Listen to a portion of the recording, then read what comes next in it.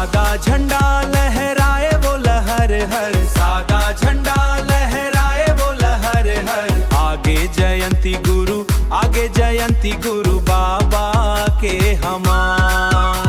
हरे आगे जयंती गुरु, आगे जयंती गुरु बाबा के हमार। सतर नाम के जगमग ज्योत जलत है, सतर नाम के जगमग ज्योत जलत है। आगे जयंती गुरु, आगे जयंती गुरु बाबा के हमार। हरे आगे जयंती गुरु, आगे जयंती गुरु बाबा के हमार। सत्य के पुजारी गुरु घासीदास ते, पहली तो शरण मम आए हवाओ।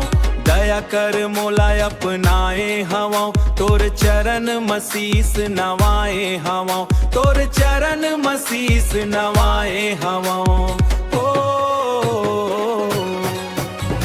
सादा झंडा लहराए वो लहर हर, गगन में ऊंचा पहराए रे। गुरु घासी बाबा के जयंती मन, सतनाम के जयकारा गूंजाए रे।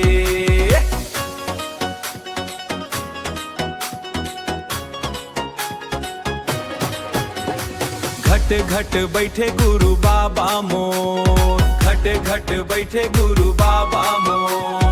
मन के मंदिर उजियारे करत है, घट घट बैठे गुरु बाबा मोर।